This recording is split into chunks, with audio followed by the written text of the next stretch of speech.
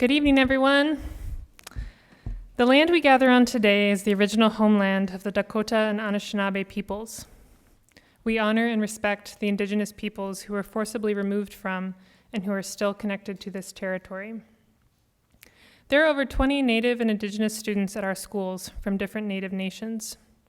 St. Ben's Monastery and St. John's Abbey used to operate boarding schools for Native children.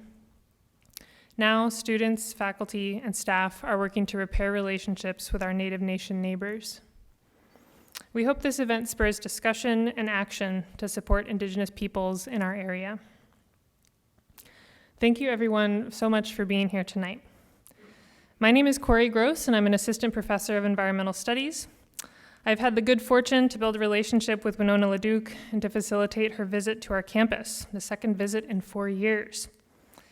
This event is made possible through the generous support from the Mary Evelyn Tucker and John Grimm 1968 Fund and Environmental Studies, the J. Phillips Center, the Initiative for Native Nation Relations, the McCarthy Center, Sociology, and the CSB and SJU Campus Ministries. Thank you. Special thanks to Jenny Cutter and the folks in catering and events and our IT people for making all of the logistics come together. After the event, I invite you to visit the table out in the hall to purchase books. We have Winona's book to be a water protector, and we also have a special edition poster hand-carved and printed for this event by Mary Bruno of Bruno Press, and it's on 100% hemp paper, so very cool. Go get one. Winona LaDuke is an internationally renowned activist working on issues of sustainable development, renewable energy, and food systems. She co-founded and is executive director of Honor the Earth, whose mission is to create awareness and support for Native environmental issues, and to develop needed financial and political resources for the survival of sustainable Native communities. Her other organizations, Aking and Winona's Hemp and Heritage Farm, help communities produce sustainable energy and materials for a restorative and regenerative economy. Winona lives and works on the White Earth Reservation in northern Minnesota and is a 2-time vice presidential candidate with Ralph Nader for the Green Party. A rural development economist and graduate of Harvard and Antioch universities, she has written extensively on Indigenous struggles for environmental justice. Winona is the author of many books, including Recovering the Sacred and, most recently, To Be a Water Protector. She is also the recipient of many awards, including a 2007 induction into the National Women's Hall of Fame, and in 1994, recognition by Time magazine in their list of 50 most promising leaders under 40 years of age. Her White Earth Land Recovery Project won the prestigious 2003 International Slow Food Award for Biodiversity. Winona was also co-founder and board co-chair of the Indigenous Women's Network for 15 years and maintains a significant role in international advocacy for Indigenous peoples, including numerous presentations at United Nations forums. This short introduction cannot possibly reflect the magnitude of Winona's contributions to making the world a better place for us all. We are so privileged to be able to engage with her tonight. Please join me in welcoming Winona LaDuke.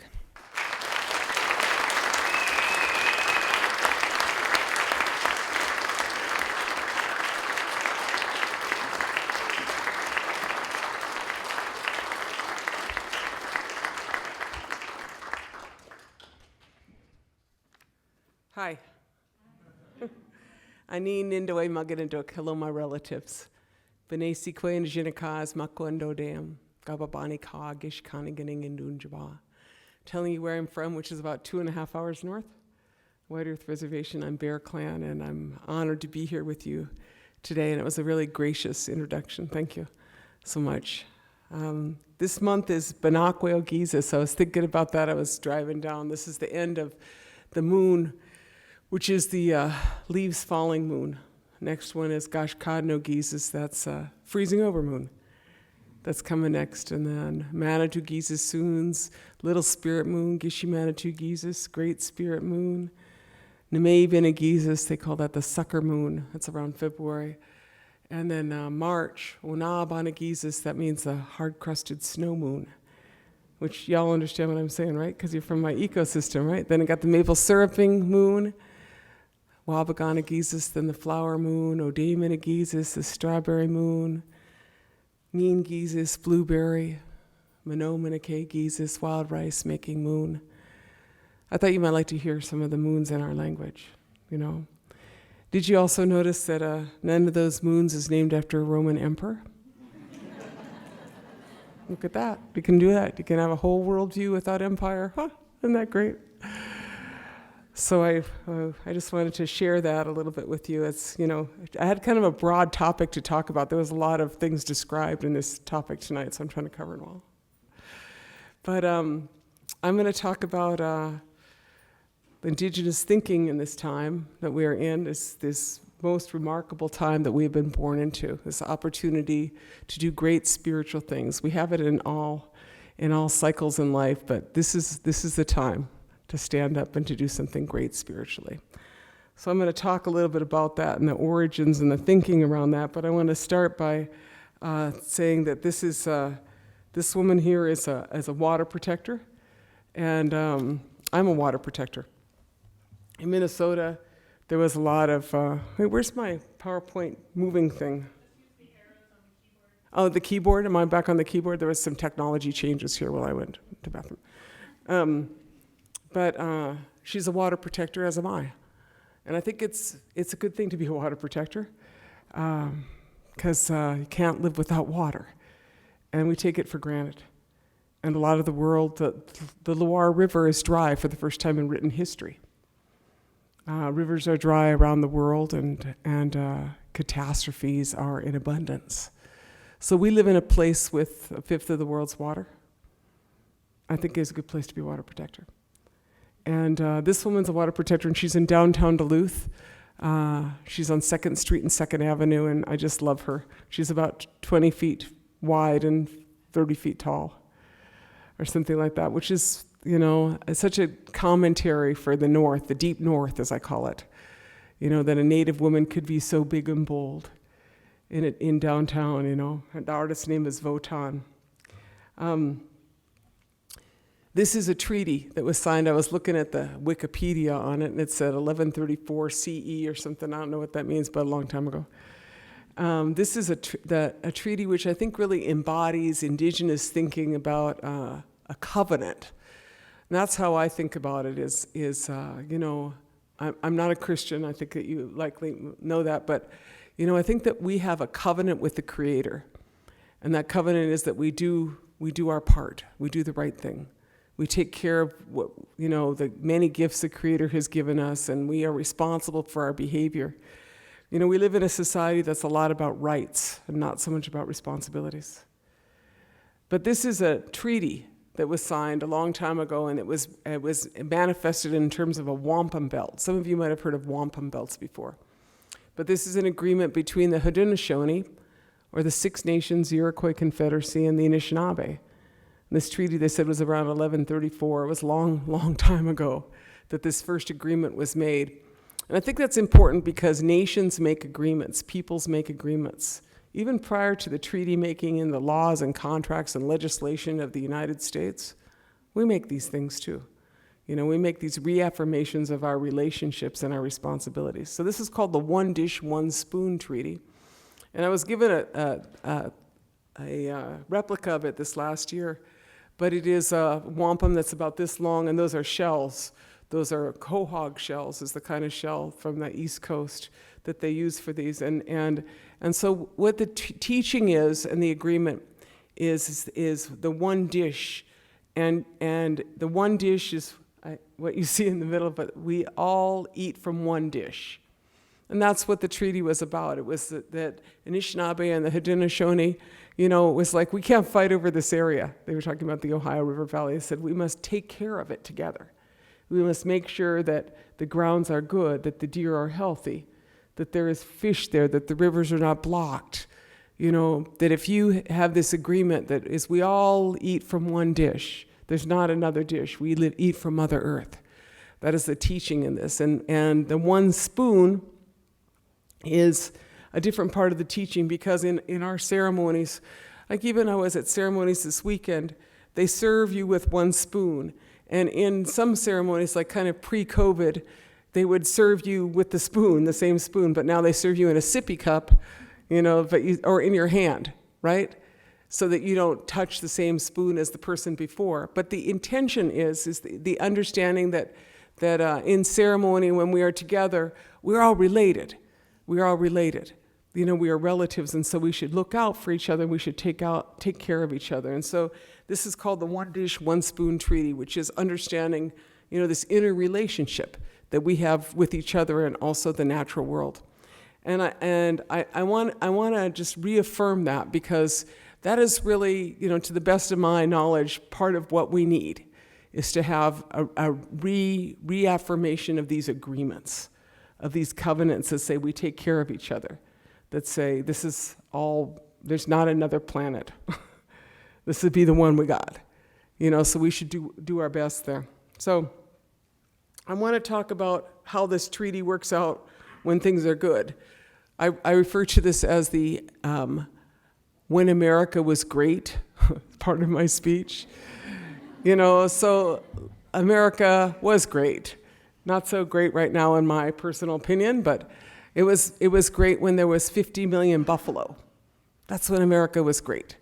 When passenger pigeons blackened the skies, and you could drink water from every creek and river and lake. That's when it was great. That tremendous biodiversity, those buffalo, single largest migratory herd in the world. And they lived on the prairies to the west of here. And those prairies had 250 different species of grass on them. That's tremendous biodiversity. And I say that because in the same area where there were once 50 million buffalo, there's about 30 million cattle right now. And those cattle don't live like buffalo. A buffalo in the wintertime has all that grass, and they have this like corkscrew thing with their massive heads, and they go down. I've seen them do it, and they go down and eat. They can live. They don't need hay. They don't need a feedlot. They don't need water. They just need an ecosystem that's intact, right? And I think about that because the amount of fossil fuels involved in American agriculture, so 30 million cattle in the same place where there were 50 million buffalo, I'm not so sure we've done well. I'm sure we haven't, because the amount of fossil fuels that is involved in American agriculture in a region. So America was great when there were 50 million buffalo.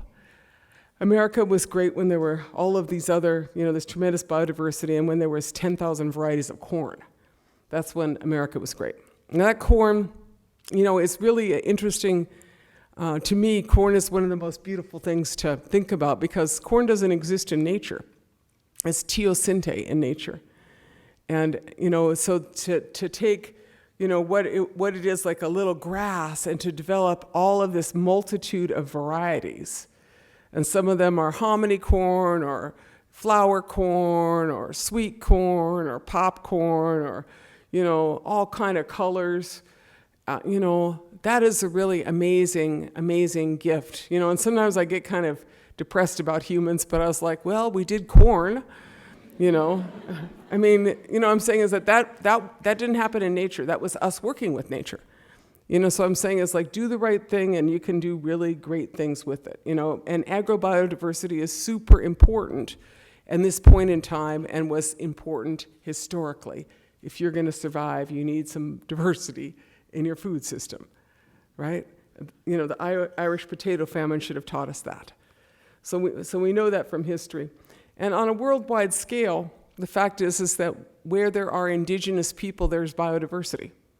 That's the way it has worked out, because we fought it out to keep our territories. And so we're about 4% of the world's population, but we represent 75% of the world's biodiversity. That's a really, really important thing to think about it, and you just got to think about northern Minnesota. Because in the north is where that's where the wild things live, in the north. And that's where all the reservations are. That's where all the territory is. And that's because that's our life, and those are our relatives. And it's also because of our treaties, and also because of our determinedness to keep that which is a part of who we are. Because as Anishinaabe people, we don't exist just as like an Anishinaabe person on paper. We live in an entire community. And some of that community has 4 legs. And some of that community flies. That is all relatives in Dinaway Muganatuk. And so here's a little picture of me harvesting wild rice on Shell Lake, which is right by my house on the reservation. And that's with my grandson. One of my grandsons, his name is Ande Gunsneel, and he's traditional. All his relatives, his grandpa was a rice chief, and so he's pulling Granny around the lake like that. But I'm pointing this out to you because this picture and then this picture, this is me and Don Goodwin at Lower Rice Lake. Now you could look at that and you could say, what is that? That's rice. And this is the only place in the world wild rice grows. It only grows in northern Minnesota in this wild rice area. This is the largest mother lode of wild rice is in this region, into Wisconsin and up in Ontario and Manitoba. But pretty much that's it on the world. And so there's this remaining biodiversity that is so incredible, and that all you got to do is take care of your lake, and every year you can get wild rice. You got to take care of your water levels and your water quality. And I didn't really, I'm not going to say I took it for granted. I never really took wild rice for granted, but one day this Thai rice farmer came to my house, and he had been fighting to keep the genetic engineering out of their rice, right? And we had in 2007, after a 7-year battle, we stopped the University of Minnesota from doing genetic engineering on wild rice, because we just said that's wrong. You can't, you can call academic freedom, but we can say academic responsibility, because you're going to mess up the rice here, right? But he came in, he kept saying to me, "Where's your rice? Where's your rice?" I said, "Out there." He said, "Where's your rice?" And at that point, I realized that this guy's village probably spent their whole lives in a rice paddy, figuring out how to grow rice each year in succession. And all we had to do was take care of our lake, and our rice came. That's a pretty good gift. That's a pretty good gift. And we live in a place where you can get, rice from a lake and sugar from a tree. And all you got to do is take care of your ecosystem, which is really this covenant with the Creator, is take care of what the Creator gave you, because here in this moment, we are able to continue eating and thriving. But, this wild rice is why Anishinaabe people, where there is rice, they're Anishinaabe, and also this is really a center to why we battle so fiercely for our territory, is to protect our wild rice. And I say that, but it is really an ecosystem that is really so important for all of us, the entire ecosystem of the North Country. So that is a little bit about America being great, and then this is how things get messed up. It's kind of a long history of Custer and Sitting Bull. I should put Sibley in there. I think I'm just going to put Sibley in here now so I can just go directly towards Minnesota's painful history. And it is like these two different worldviews of we're just going to scorched earth, and we're going to replace it with something that we think is more beautiful, pretty much. And that's what we've been dealing with, and we're still dealing with, in terms of Indigenous people trying to keep at the last semblances of anything. There's always this notion that someone has a better idea than us. So the conflict is old. And in, this moment in time, we have, as Ojibwe people and other people too, we have a lot of prophecies about this time. That's why I think it is so significant that we are here in this moment. And sometimes I get really shook up. I'm like, man, it's crazy out there. Let's just be honest. There's catastrophes of biblical proportions. Can we go with that description and call it fair? The entire West Coast, this was in Fort McMurray in Canada, but this could have been Oregon, California. The entire West Coast has been on fire, right? To the north, you have the polar ice caps melting at a very fast rate, right? To the east, you have political disasters of really incredible proportions to an American democracy. And to the south, you have all kinds of hurricanes and Pakistan, and everybody is. It's a time. It's an epic time. Now, our ancestors talked about this time, and they referred to this as the time of the seventh fire. And they said that we would have a choice between two paths. One path, they said, would be well-worn and scorched, and the other path would be green. And I think they're right. I feel like that's where we're at. You could see the natural disasters increasing. you know, and the more power outages. I mean, I'm sitting here planning for like how I'm going to keep the power on at a bunch of tribal houses in northern Minnesota. Because I'm like, somebody might want to figure out how the rural area is going to keep power this winter. I mean, we all live in the same place. You know, we know that the power outages are going up and people are like freaked out. I was like, get used to it. You know, extreme weather is going to cause more and more of it. You know, and so you have this prophecy of the Anishinaabe that says you have a choice between two paths, one well-worn and scorched and the other green. Then you have these other prophecies that I remember from when I was a young woman. You know, I had a lot of privilege in my life. My father was a really well-known guy, and he hung out with a lot of cool dudes. And I remember they used to talk about these things. And I remember Philip Deere. I was in '77, and we were in a train at the UN after we had seen Edith Ballantyne, who I was just talking about Edith Ballantyne, from Wilt. And he said, one day, Winona, water's going to be more expensive than oil. I was like, or than gas. That's what he said. Water will be more expensive than gas. I was like, but there you go. Bottle of Fiji water. Tried to buy that recently. You know, and the fact is that water's on the market now, right? Because we know that there's not drinking water for so many people, right? Then I remember these other guys, Thomas Banyaka, the Hopis, he would talk about that this new world is coming. And I think that that's a really important construct because in Ojibwe history, there's not an Armageddon. There's not the prophecy of an Armageddon. Not in my culture and not in a lot of indigenous cultures. What there is like this birth, this life, this death, and this rebirth. There's like one world born after another. And that is really this moment that I think that we are in, this moment when we can give birth to this new world. This new eighth fire is what we would call it, to light the eighth fire. Now the Hopis talked about the time that this would happen. And they talk about this gourd of ashes that would fall from the sky. And then we were like, the Hopi prophecy said, the old Hopis used to tell us that was the atomic bomb, a gourd of ashes, right? I mean, conceptualizing like 1,000 years ago, how would you describe the atomic bomb, right? A gourd of ashes, that's what they said. And then they said a house of mica will appear in the east. And they say that was the UN, because it had all those windows on it, that like that. And then they talked about the web in the sky, that would be a time when a new world was being born, a web in the sky. And we were all like in the 70s, we were like, a web in the sky. Those dudes are talking about. And what is that web in the sky? Well, that would be the World Wide Web. That's what they were talking about, the advent of the internet and this whole new, this whole new time. And so, the more I think about it and the older I get, I realize that those guys were talking about this time now. And so I think about this as the time of prophecies, as a time when changes are being made. And then you look, to these larger pictures and you say, not even this larger picture, to these more salient pictures of the last 4 years, pandemic. That is a time of massive change in our world. I mean, I am grateful to be here to visit with you.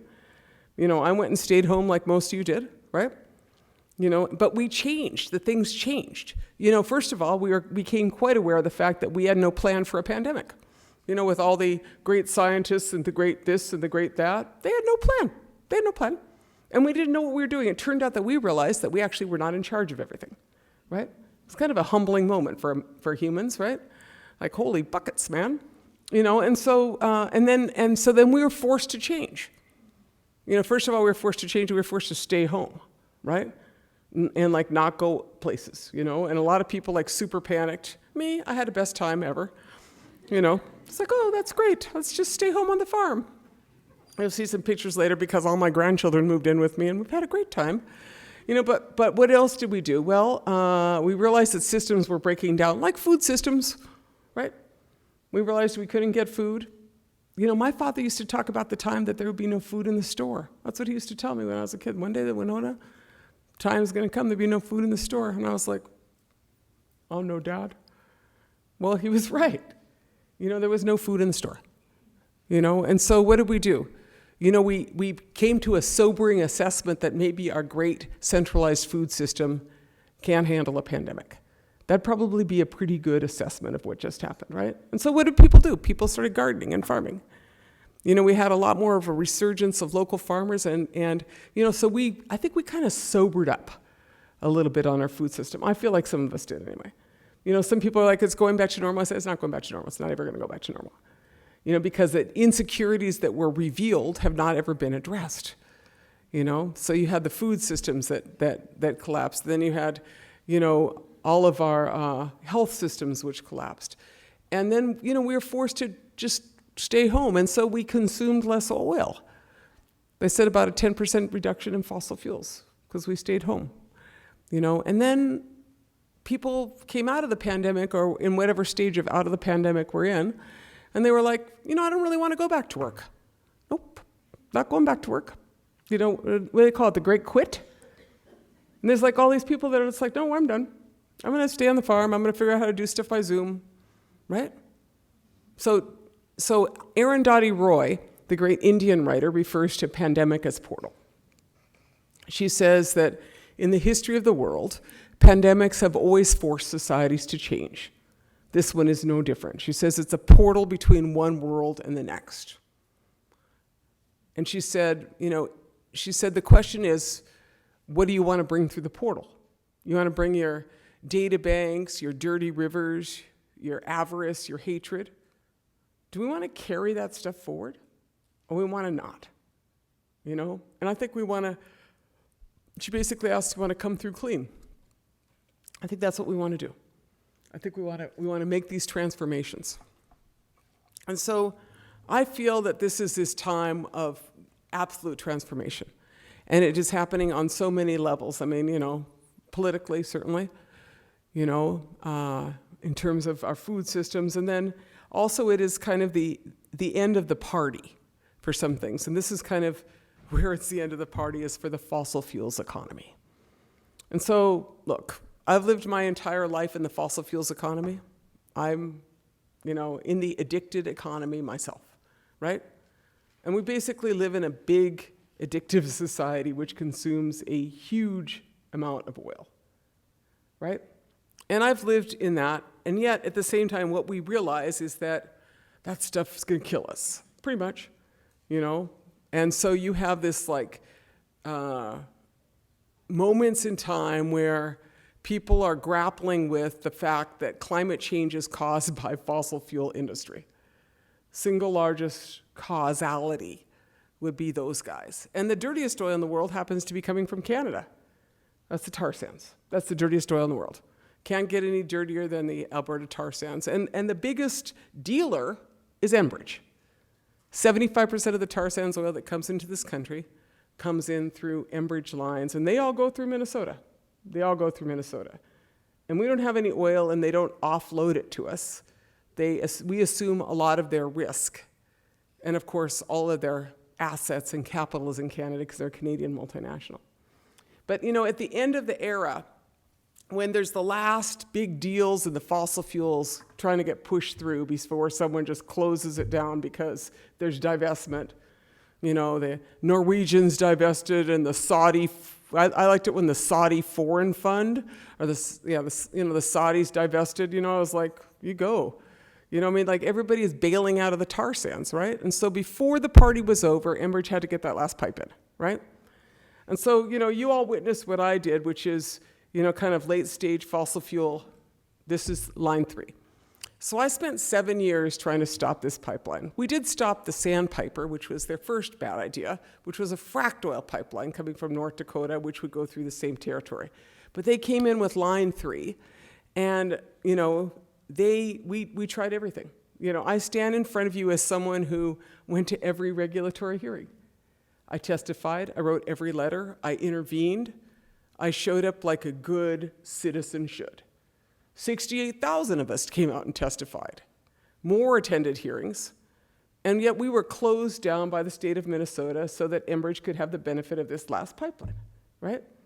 And to me, I am so angered by the fact that we would be sold out for a tar sands pipeline that, 1, was a bad idea, and 2, wasn't needed. But it's just kind of like the principle of let us just do that. And so having exhausted my legal recourse, along with, thousands of other citizens, I took to the streets, or took to the line, and actually I had a dinner with a woman who was over in Palisade. We camped. We had camps all across the North Country. I camped mostly on the Shell River, which is just up from here. But I camped over in Palisade, too, on the Mississippi, because, 22 river crossings. That's a lot of things to worry about for all of us, right? And we tried, and then the state of Minnesota just basically decided it was going to run us over, and they spent, we did our best. We were very outdoorsy during the middle of the pandemic. We stayed outside, which was, one thing. We all were outside most of the time, so we stayed pretty healthy, right? And then they sent in a lot of police, right? This is, I was thinking that this is over by, in Hubbard County. Hubbard County had the biggest show of all, but $8.5 million. That's how much the state of, so Enbridge paid for the police because the state of Minnesota, having witnessed the battles over the Dakota Access Pipeline, which cost North Dakota $38 million, so that they could brutalize a bunch of water protectors like myself to get a pipeline in that was not needed, was about greed, not need, right? Then they came in, and this one, they're like, oh, we ain't gonna do that. We're just gonna have Enbridge pay for it. And so Enbridge spent $8.5 million. The single largest beneficiaries of the Enbridge slush fund were the Highway Patrol and the Department of Natural Resources. I was charged once by DNR officials. I have charges in 3 counties still. None of my charges have been dismissed. I'm facing charges in 3 counties. And I feel like that was a lot of money to be paid to repress Minnesota citizens. 1, so that they could get in a pipeline during a pandemic as an essential infrastructure project. 2, it's dangerous. It's incredibly dangerous to me that you would let a foreign corporation finance your police force. Enbridge is not an American corporation. It's a Canadian multinational. In fact, that sounds like kind of third world to me. Sounds kind of like El Salvador with Canadian mining corporations financing the repression of indigenous people, or maybe Brazil, So to me, the idea that Minnesota would bow its head and let a Canadian multinational run its police force, basically its regulatory system, and then arrest 1,000 people, overcharge us. There are people that were charged with theft of time. I really liked that one. They charged with theft of time because Enbridge lost hours putting in the pipeline because some, co-ed from St. John's or maybe from Northfield or something sat down in front of it and chained themselves there. Some of those people were charged with theft of time. Those charges were finally dismissed. I was like, I should charge them with theft of time, This incident here, though, is in Hubbard County, and in Hubbard County, we had a driveway. We still have a driveway once that GINU had the camp, and we had the driveway, and inside it, they had, one day they blocked us in. They blocked us in our driveway. And so they had like 65 officers. And finally the court ruled that Hubbard County could not block people in their driveways. That was crazy. But 462 people were arrested in Hubbard County. I have charges in Hubbard County. But this is my arrest on the Shell River. I thought it was an epic moment. And I'm over here, and I'm not in this, I'm in the last one in the lawn chair. Like 6 elderly women and myself, sitting in lawn chairs for 4 hours. And those are my grandkids over here. These guys are my grandkids here on horseback. These are some of our, they stood with us for quite a while, and then I sent them so the horses wouldn't get arrested. But, this is the Shell River. The Shell River, I showed you where I am racing on Shell Lake. I've spent most of my life near that river, and I don't think it's crossed 4 times by Enbridge. That's like kind of the luck of the draw, So to me, that's like so wrong. And then what's also wrong is just this larger picture of like Enbridge is basically holding the Great Lakes hostage. They have a 60-year-old pipe under the Straits of Mackinac. They have no, in Wisconsin, they're crossing the Bad River Reservation, and they don't even have a permit. In 2013, their easement expired. So so to me, this is kind of like the problem of late-stage addiction. You know, if you're like oil addicts and you say, we got to have the oil, you got to have the oil, you got to have the oil. And to me, that's part of what we have to address, is late stage fossil fuel addiction. You know, we have to say we're addicts, and we have to look at what our plan is, because addicts don't make good decisions, you know? And that's a little bit of the situation that we're in. So the last thing I just want to talk about in the scorched earth policy is RDO Offutt. Now, this is the largest potato producer in the country, and I think he's actually the largest potato producer in the world, and he's a local boy from here.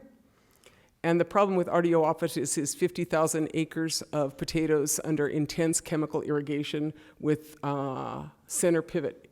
So this is my village, and those are Offutt and Bishop. All of those spots are Offutt and Bishop. And this is our little village down here at the bottom. And so we are inundated. We are inundated and overflown and oversprayed with massive amounts of contamination in our little village, you know, up here, which is at the head of the Shell. This is the Shell River coming down here out of Pine Point. But on the bright side, as you'll see later, these two pieces of red at the bottom, we bought those back. Because what we want to do is we want to buy the land around our village and get those guys out of there.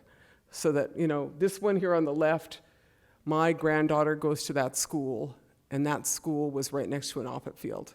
I was like, we're done. We just can't do this anymore. I can't just have an entire school oversprayed, you know, and nobody cares because they're Indian people, you know. So to me, this is like the challenge of central Minnesota, is how we're going to turn that into something better, which I'll show you the plan for. So this is the happy part. You guys can all take a breath now. This is the happy part of the lecture. Whew, whew, I was like, much. Anyway, I call it the Sitting Bull Plan.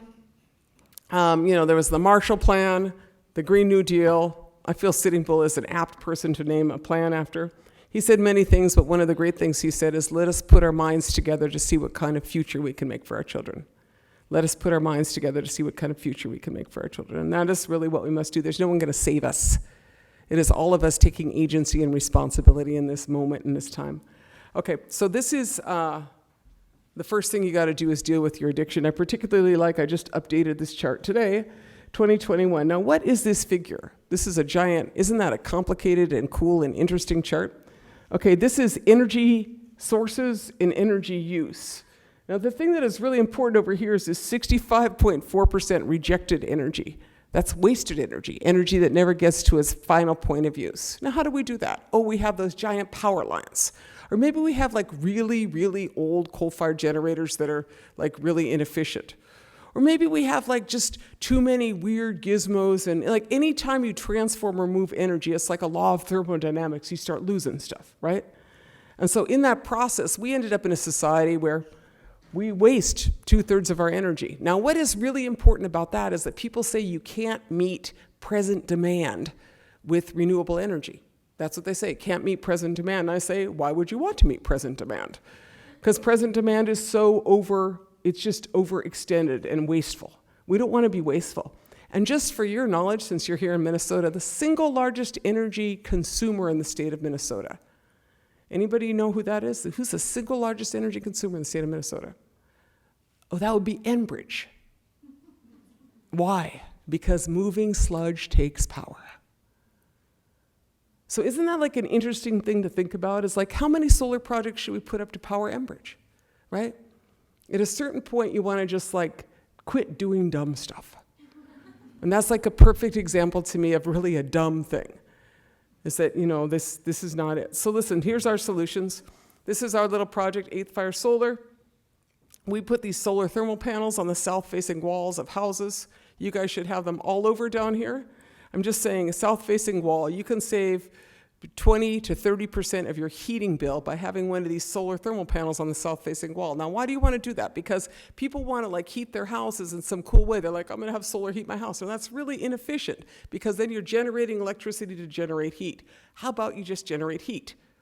You see what I'm saying is it's like these basic things. And so you put this 8x4 panel, or maybe it's a 4x10 panel on the side of your house. It's like thick. You can see it's thick. It gets hot in there. Then when it gets to 90 degrees, this blower fan, it triggers this blower fan and it blows hot air into your house. It's really simple technology. You know, made in Minnesota. We bought the patent from these guys at Real, and we build them. We install them and we build them. This is one of my sons here on the left, and this is another guy from our village. And here's some really happy people up there on Net Lake Reservation with their 2 solar panels. They got 2 of them. And it like totally rocks their house, And even if you brought it up from 0 to 25 or 30, you understand what I'm saying? Then you could use the rest of your heat to bump it from there. You see what I'm saying? So I'm just saying this is the solutions, and the solutions are not like super fancy. The solutions, a lot of them are just do the right thing and do it local. That's a lot of the solution. There's not like a national ferry. There's not like a social change ferry, and there's not like a ferry that's going to solve these problems. It's like, just do this, do something. Here's one of my favorite projects. This is the Red Lake Solar Project. Now, is that like, how cool is that, right? That's like the coolest solar project you ever saw, right? And the thing about it that's even funnier is that they told Beltrami Electric, or is it Paul Bunyan Electric or Beltrami Electric, they were going to put it up, and they said, no, you aren't. They said, you can't do that. And they said, watch. So Red Lake did that. And that's what the Red Lake put up. And so I was like, yeah, just do like really cool stuff. So the leaders in renewable energy in like North Dakota, northern Minnesota, that'd be us. Everybody else is still trying to figure out how to make work with their little rural co-op. I'm like, we'll just go over the top of them, And I think it's really important because to think about like, how do you make change, right? You just start and you just keep, pushing it. And this is the cool guy that did it. I love this guy, Solar Bear, Bob Blake. He likes me because I gave him a ride to class one time or something. He was like, that's how he met. He was like, I was late for class and you got me in there. I was like, yeah, I remember that. But what is my point? My point is like, this is the guy who did all that cool stuff. He's like a normal, cool dude, right?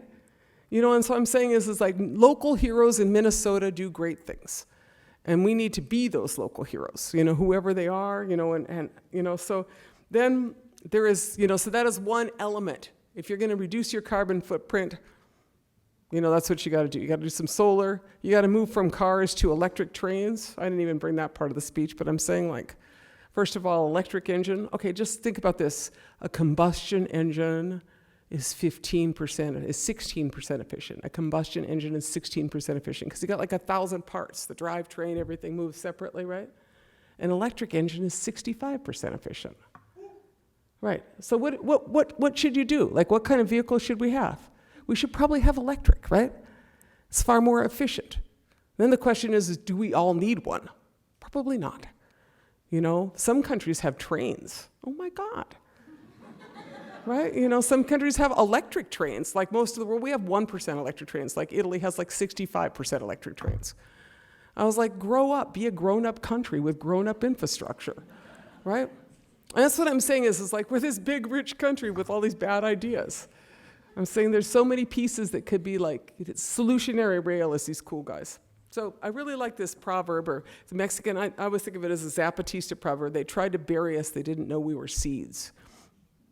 I think about that a lot because ideas are seeds, and spring is seeds, and even our wild rice. There's some places where they drown the rice out, one lake for 17 years and another lake for 50 years, Onemia Lake, Ogeechee. I used to always, but those 2 lakes drowned them out because they wanted water levels high for their fancy boats, right? And then what? One day they had a drought, and what came back? 17 years later, 50 years later, the rice. It just was waiting for the right circumstances, so remember that. Sometimes it's not quite ready, but, have faith and do the right thing, and maybe it'll come back. Just remember that. That's the rice always teaches me this. So here's some cool ladies that got back a bunch of cool seeds. I just like their cute little smiles. And there's some of our farming. This is Karen Knowles, and that is a ponytail, literally. But we're really interested in post-petroleum agriculture. So we've done a lot of horse farming, and we intend to keep expanding our horse farming operations. Small scale, but not everybody, in fact, nobody really needs a 2,000 acre farm. Let's just say that, unless you got buffalo on it. You don't need these big farms. You don't need all this stuff. You could do smaller, and you'll have a better quality of life. So that's a lot of our work is in that. And then this is our cool squash. This is me delivering the cool squash to the Awamni restaurant, the sous chef's restaurant. And so if you go down there, this is our Lakota squash. that I was like, oh, I have a few too many. Hey, how about I throw them in the truck here?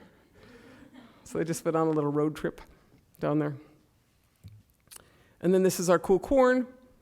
And I'd like to talk about that because our corn grew, I grow flint corn, and it's about twice the protein and half the calories of market corn. And it also, because the corn is heritage varieties and it's like old, I think of it as pre and post petroleum.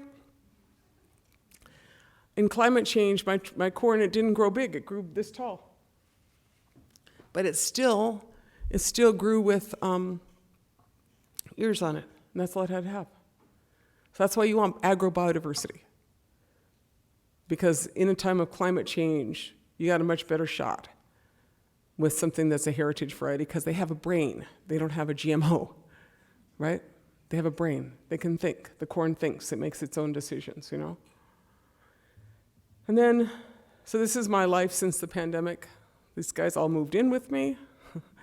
Various collections of teenage boys, because I had horses. And they moved onto the farm. And so you saw them. This is my retirement plan right there. Probably going to be worth a lot more than my 401k. I'm just trying to raise a bunch of coherent teenagers. And but it was, really for all of us. We learned how to live together, and out of it, I got some really avid horsemen. A lot of those guys are just just incredible horsemen now. And so this is one of the other things we do on our farm. This is hemp. There's Don right there. There's Don, and there's Don right there. This is what we grow for hemp. I would like to see legalization of cannabis. I'm a supporter. I think it's great. But I'm mostly interested in fiber hemp, because fiber hemp can change the world. We call it the New Green Revolution. And I call it the New Green Revolution because, pretty much, it's said that about 70 years ago we had a choice between a carbohydrate economy and a hydrocarbon economy. A carbohydrate economy and a hydrocarbon economy. The words are so close together, but the carbohydrate economy was hemp. The hydrocarbon economy was fossil fuels. We made the wrong choice because, for instance, the word canvas comes from cannabis. The word canvas comes from cannabis. There is much of the materials economy, whether it's all those tarps we throw over our boats, whether it is, resins, paints, fiber, ropes, clothing, textiles, all those can be made of hemp.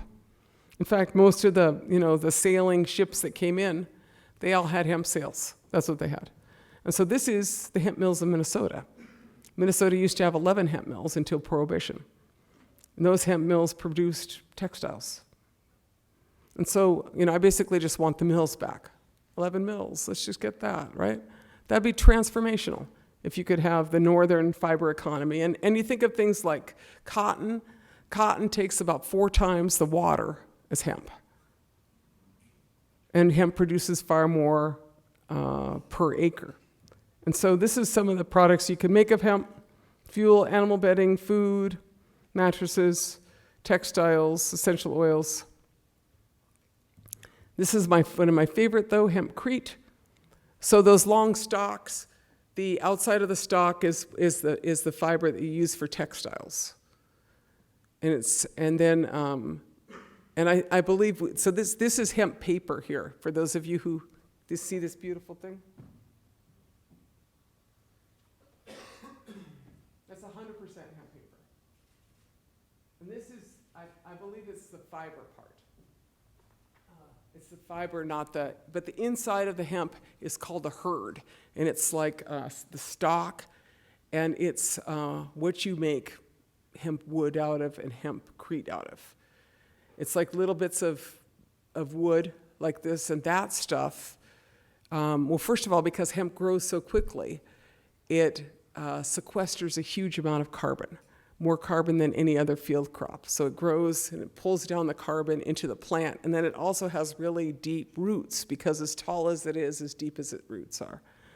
And because it has really deep roots, it's also very good at bioremediation or phytoremediation, which is basically what we need in a lot of places in Minnesota.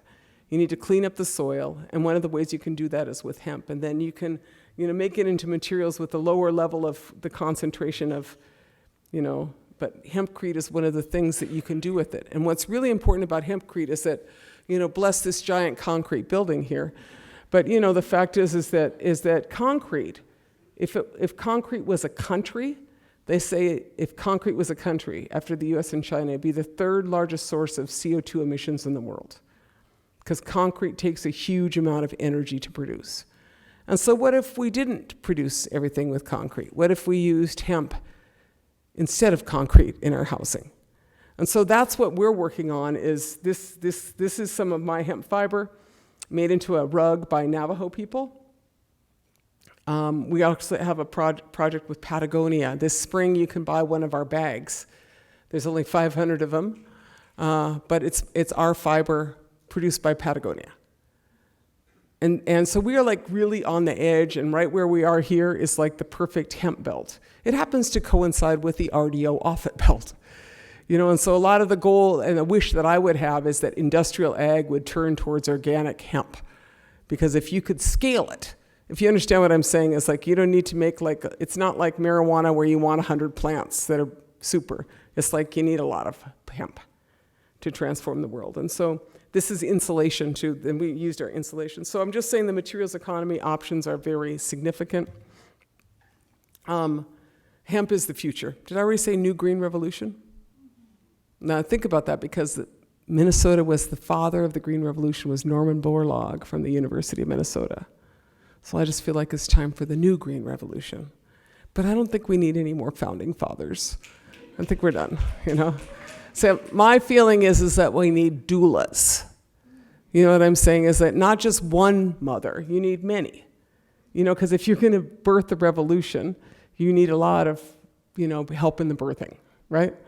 And so to me, that's part of this open opportunity. It's a spiritual opportunity to transform a lot of things that need to be transformed. And this Minnesota, our territory here, is a place that a lot of these transformations can happen, because we still have so much. We still have so much, and we have so much great potential, to transform everything from renewable energy to hemp, to local agriculture. So, and an economy. So this is a picture of the Port of Duluth. What is it a picture of? Well, that would be a picture of wind turbine parts coming in from Germany. And so it turns out that we don't control, we don't produce a lot of stuff in the United States anymore. We offshored everything, including our textile industry and including most of our renewable energy. And so if you're the largest energy market in the world, let's just say, you might want to produce some of that stuff, right? And so they come into the Port of Duluth because that's the furthest inland port. So to put up a wind project in Nebraska, you're going to come through the Port of Duluth. And so if you're ever hanging out there, someday you'll just see these trucks loading out of there, And to me, that's a perfect example of what a just transition looks like, or a new Green Deal, or the Sitting Bull plan, is you start making stuff that you need here. You don't make stuff you don't need. We got too much stuff. We just don't need a lot of stuff. And that's one of our psychoses that we have to address, is just our accumulation of stuff, right? But some stuff you do need, and so that'd be cool to make here. So this is, the example of, let's just import, quit importing everything and just make less, but make what we need here. Why is it that, we're making our solar thermal panels and I can't get the glass, here locally, and now I gotta, maybe I'm getting it in New Mexico, but it's why can we not make the things we need here? For the technologies that we have that are appropriate. So to me, this is this moment when we have an opportunity to be transformational, and we should take that opportunity. Because it is really how we reaffirm what is right. Because humans are, we could do the right thing, and that's what we need to do. And I believe that it is not only possible, but I see transformation in our own life and in our own time. So this is water crystals. And this is Dr. Emoto's work out of Japan. And, I never really thought about it, like the little snowflakes you could cut out. Well, they're all different. Water crystals are all different. I never really thought about that either until, I was looking at Dr. Emoto's stuff. I was like, wow, they're all different. He's like, yeah. So the point is that like spring water looks like really great, but then like it gets all nasty looking when it gets polluted, right? I mean, which shows you that, obviously the mark is on the water. The water has the history of what has happened to it, right? And people, don't think about that. I mean, policymakers don't think about that. They're like, the solution to pollution is dilution. It's like, that's not the solution to pollution. I mean, actually, I had someone from the EPA tell me that, Environmental Protection Agency tell me that once. I said, no, it isn't. The solution is to not make the pollution. That's the solution. But, so, what I really like is this picture of the Fujiwara Dam before offering a prayer and then after offering a prayer, right? And so part of what Emoto's work is the idea of if you have good intention, if you play, it's like playing music for plants. If you make something that is beautiful, you can be part of healing. And to me, that is like one of the most profound teachings, which is a water teaching. Because water is life and water is healing, but also we can be part of that healing, because we're also water, right? So I think we should keep that in mind, in our own spiritual practice, in our understanding that, it is always good to be positive and loving, It is always the best way to be. And then you need to turn that into public policy. So this is Evo Morales, the former president of Bolivia. He was ousted by Elon Musk's lithium coup. He's back. He's not the president. He's like significant guy there. I kind of forgot which he was. But, indigenous people are leading in a lot of the most evolutionary legal thinking. So in 2010, I can't remember if it was 2008 or 2010, Bolivia is the first country to pass and recognize the rights of Mother Earth, the rights of Pachamama as a part of their constitution. And, what they are saying is so important because, we are witness to kind of a disarray of a legal and judicial system in this country. I think that a lot of people are shaken to the core by what we see going on in the courts. But, fundamentally, I do not believe that the rights of corporations should supersede the rights of people. Nor should the rights of corporations supersede the rights of Mother Earth. I believe that Mother Earth is the supreme being. We're just like the little ones who hang around, and we should recognize that Mother Earth is the supreme being. I guess I'm in a religious institution. I don't know if that's the correct vernacular, but, basically. And so these guys are doing that. And it's totally counter to what, America, in America now they're saying that corporations, according to the law, corporations are considered natural persons under the law. Corporations have so many rights. You can't violate the rights of corporation. I just witnessed that with Enbridge. I just, that their rights superseded mine. They had some permit that gave them a right to destroy the North.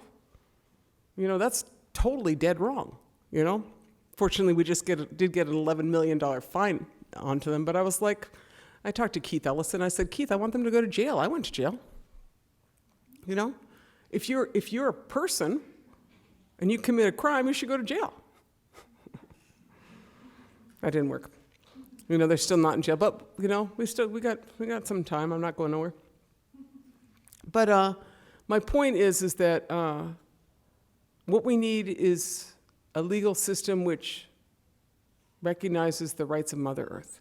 So Bolivia, Ecuador, New Zealand, and Aotearoa and the Wanganui River declared the rights of the river. Our tribe declared the rights of wild rice supersede the rights of corporations because wild rice is our most sacred food. These are young women on the Klamath River. The Yurok tribe also recognized the rights of their river, as did the Nez Perce. And so you're seeing that indigenous jurisprudence and legal systems are taking leadership in the transition in legal theories and in legal practice. And I think that's really important to note because, legal systems are a function of society. It's not like the creator, it's not like the creator came in and said to the Supreme Court, this is how you should make a decision. That's not what's going on with Clarence Thompson's, That's a totally different, world. And so I'm just saying is that the point in which we begin to come to and reconcile with what should be the laws, I think that Indigenous nations are providing a lot of leadership in that. And I'm looking forward to the time when more and more of us recognize and protect the rights of water, the rights of our rivers. Now, in December of last year, the Ecuadorian Constitutional Court, in a landmark case, overruled the rights of a Canadian multinational and an Ecuadorian multinational, or an Ecuadorian mining corporation, to mine in a protected area in Ecuador. And the court ruled that the rights of nature superseded the rights of those corporations. That's Ecuador.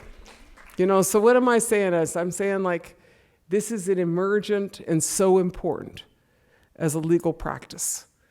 And that each of us as individuals, it is kind of really our opportunity to reaffirm our covenant. To reaffirm our covenant with the Creator and our covenant with the natural world. Whether the natural world is wings or fins or roots or paws or a river. How do we reaffirm our appreciation and gratitude, for that? How do we reaffirm that spiritual moment?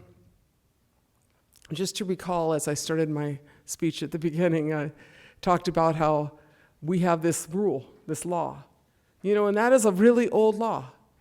It predates all the Environmental Protection Agency rulings. It predates the MPCA. This treaty says one dish, one spoon. We take care of our land, we take care of our water. That is really how we make an agreement. And, we make that agreement, 800, 900 years ago between peoples. That seemed like a good agreement to make, and to me, that's a lot of where we need to go, is to reaffirm that relationship and that understanding of what happens to the water on the Shell River is going to affect everybody, and it is worth saying that the water is worth more than the oil, So I want to thank you very much for your time. I'm happy to open up for some questions, but miigwech, thank you for having me today.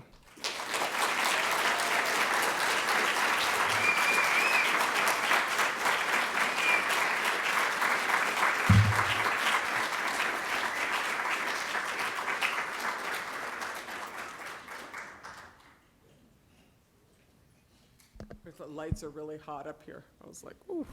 Testing. Hello. Hi, everyone. So I will run around with the microphone if people have questions. So please raise your hand. Got one over here. Hello. So what is your opinion on capitalism? What is my take on capitalism? It's not a very good idea. How's that? I studied economics at Harvard, and I remember going into my Ec 10 class and listening to this micro and macro, and this cost-benefit analysis of limited nuclear war. At a certain point, I heard that argument too. I was like, I don't think those are right.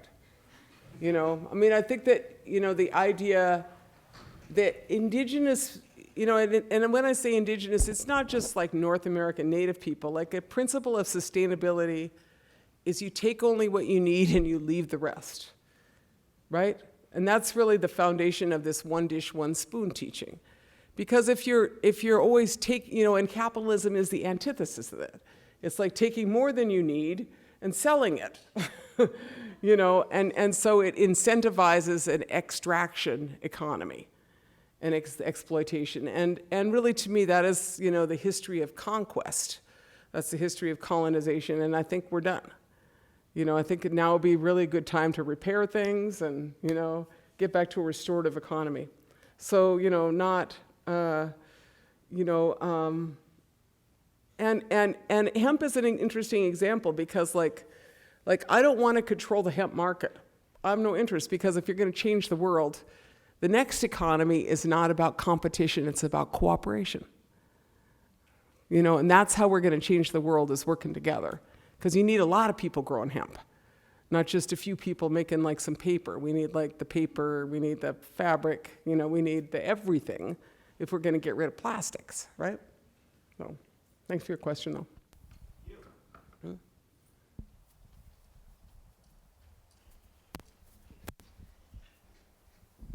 Are you able to say a few more words about your meeting with the Thai farmer and organic rice and GMOs and how that conversation went? Yeah. Okay, so, I'm here because of wild rice. My parents met. I'm here because of wild rice. We'll just go with that description. And so, in the 80s, we fought the labeling issue. Because, for those of you who don't know, most of the wild rice that's sold in the stores today, 95% of it comes from paddies. And 75% of those paddies are in Northern California. And I don't think they should get to call that wild rice. I think they should call it tame rice. You know what I'm saying? It's like that's a total misrepresentation of a product. They might have took the genetics, but it doesn't taste like a lake. If you ever eaten wild rice, like when you wash it, you can smell the lake. That's a totally different thing. And so, I was kind of politicized early on this battle, and we had it wasn't a court decision, it was called Anheuser-Busch. Anheuser-Busch had some wild rice and it was Wabasee versus Anheuser-Busch in the 80s. But we won, the state of Minnesota forced a labeling law. Which said you had to label it as paddy-grown or cultivated wild rice if you were selling it in Minnesota. But of course, nationally, that law doesn't exist, right? And so that kind of was like our first round of like, this is our lifeblood, and they shouldn't be able to take it from us, right? And so we battled that, and then we battled on the genetic engineering. And the first time I didn't really think about it, but we went to the slow food gathering in Italy. And then we were like hanging out with all the rice people, and I was like, there's the basmati red and there's the Thai black. And I was like, and they were all fighting for to keep their genetic diversity. And that's like on a worldwide scale. There are people who the way I look is actually how most farmers in the world look. They don't look like a guy with a white hat or, a baseball hat on a combine. That's a minority of farmers in the world. There's all kind of farmers growing all kinds of diverse foods that are intent upon keeping them. And sometimes someone's trying to steal them, or maybe they're just trying to mess their stuff up, or put a lot of GMOs there to contaminate it. But all these guys are fighting to keep it, And so I was really inspired by the rice battles, And of course, the biggest inspiration to me and who instructed me was Vandana Shiva. Who really worked on the basmati rice, and the question of who owns that, and so there's been a lot of work to keep our rice, across the planet, and so and that Thai guy came up. He was traveling with someone and. Yeah, we had a good time with him, though. We took him to the school, and he wrote in that beautiful, however, how Thai writing is. I was like, just write so the kids could see your writing. Because this is like the Pine Point Elementary School where we just bought the land, right? And I was like, these kids never saw. People get used to the fact that Roman orthography they think is the only way people write.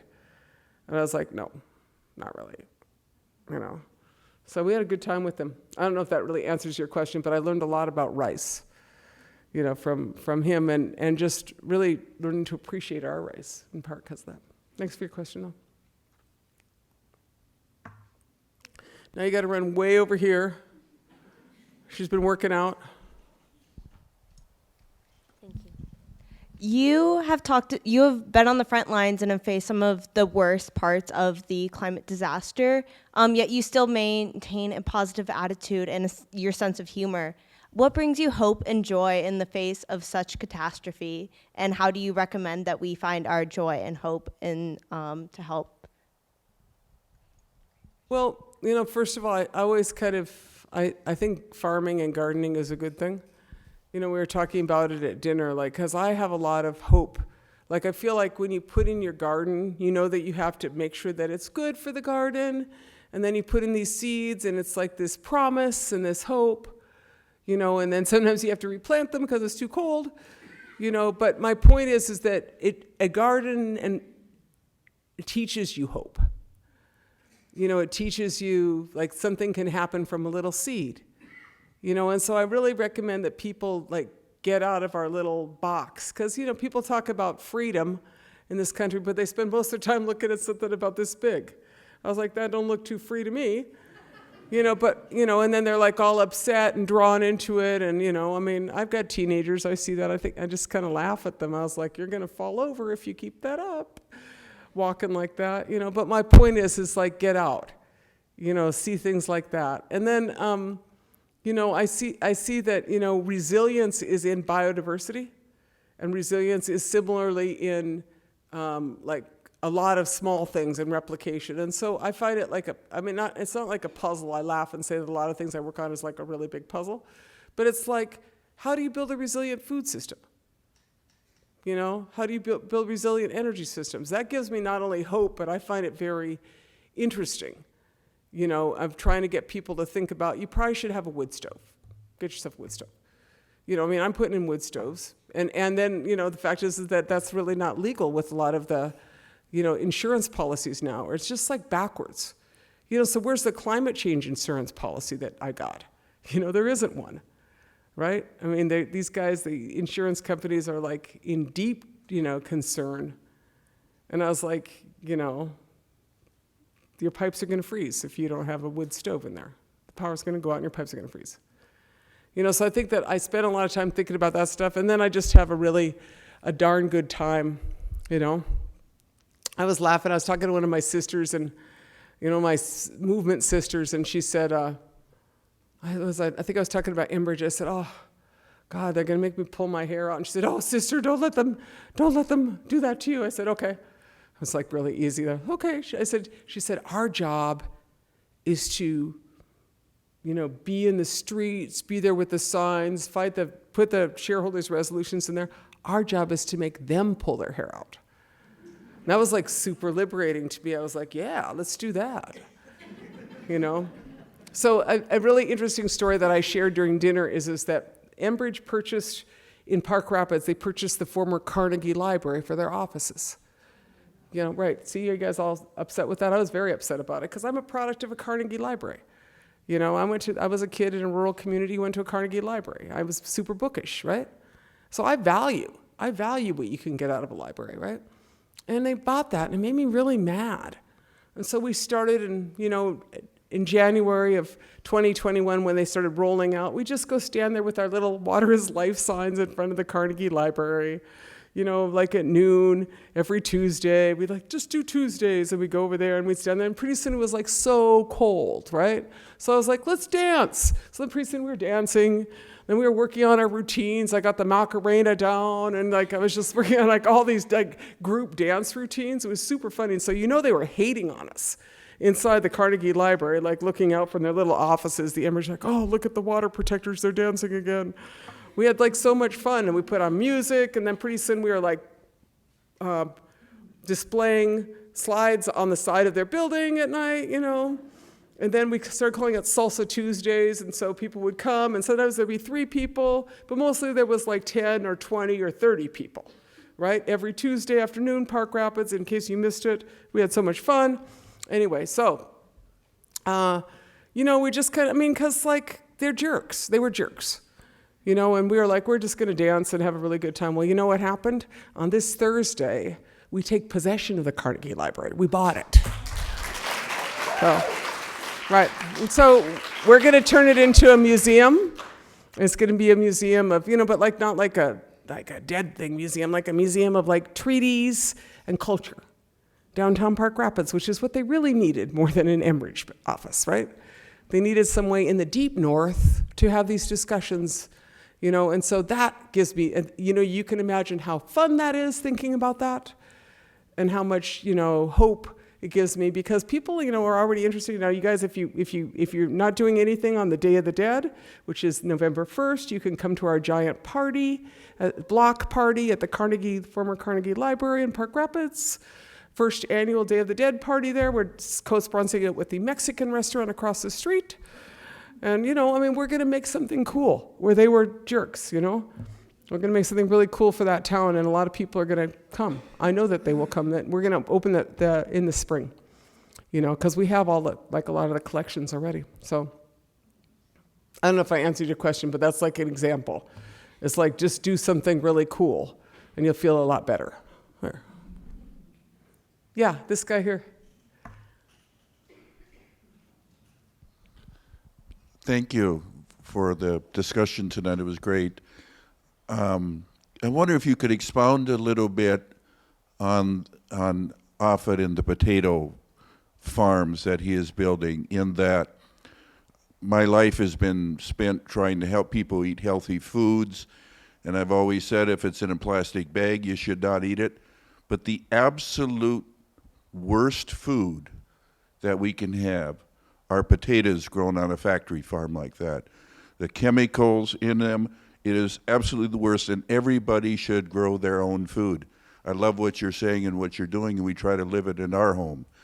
But the question is, and I've spent 64 years living here and watched small family farms transformed into these large potato farms, and how are you going to go about, because you know how to fight it.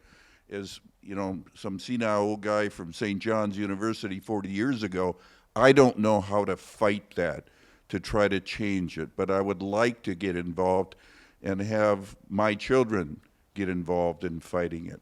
I don't know how. That's like so great. We're totally taking your name, your email. We're signing you up. Yeah. All right, you guys. Yeah. Okay. So there's no easy answer in this. Like, they've surrounded my village, and they encroached more and more, and we pushed them back, and then they moved over by Bacchus, and then they got pushed around there. If you remember, they tried to get a bunch of land from Potlatch, that they applied for 54 irrigation permits for deep water wells at one time, right?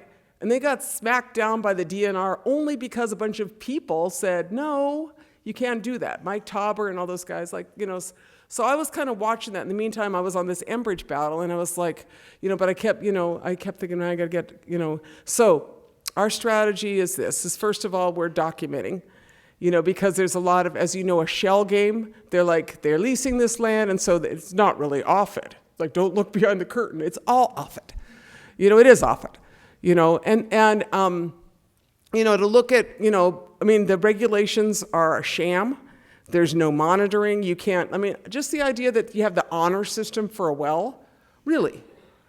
Like, who's monitoring these guys? Nobody. And we saw during the drought last year that those guys kept their irrigation systems going 100%, and they were drawing down the Shell River.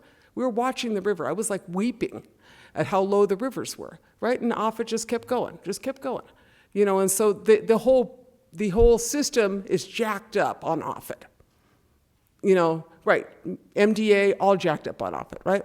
Okay, so that's the reality. So then the questions are how you challenge that, right? So we're doing a bunch of groundwater research. We just got a big grant, but we've been doing it for a couple of years with the University of Minnesota, right? To document both the drawdown issues and the contamination issues, to begin kind of the legal and regulatory challenges that should have happened and that need to happen, right?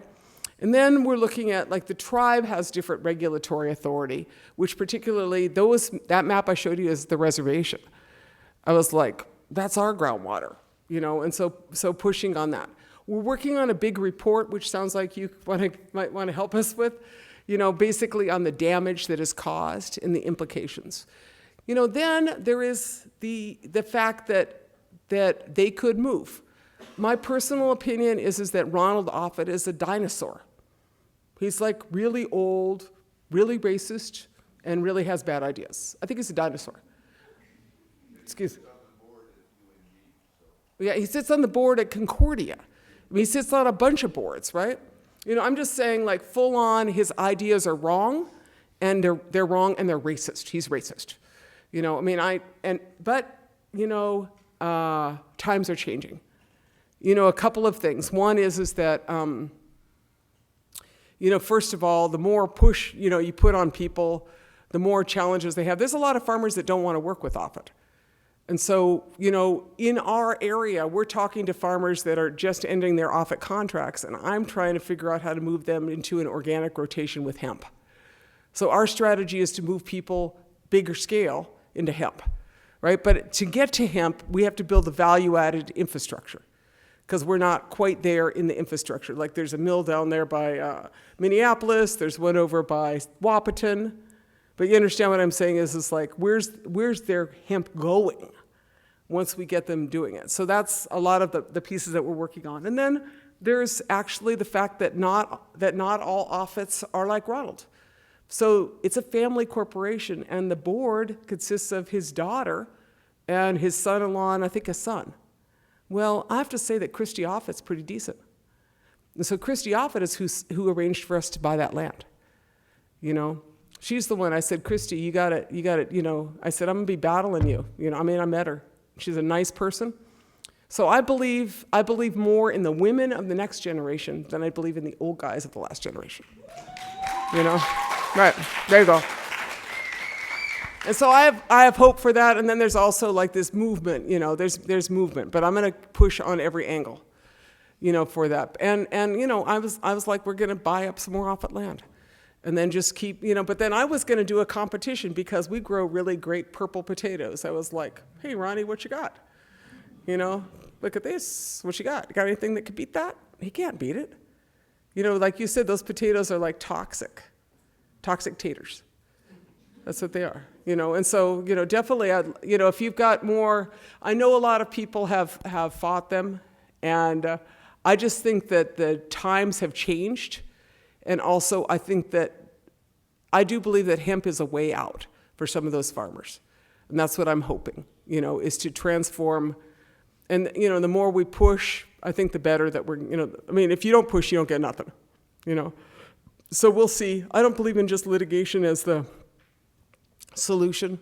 I believe you got to have market and policy changes. And yeah, I know he affects all the way down here. Like, how did this all happen? You know, 20 years ago?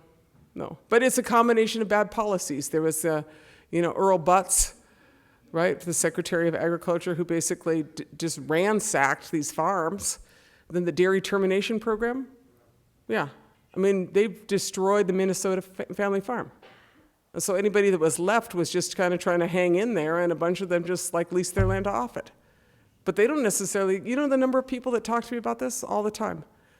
They're like, you know, yeah, they're like, we don't like them.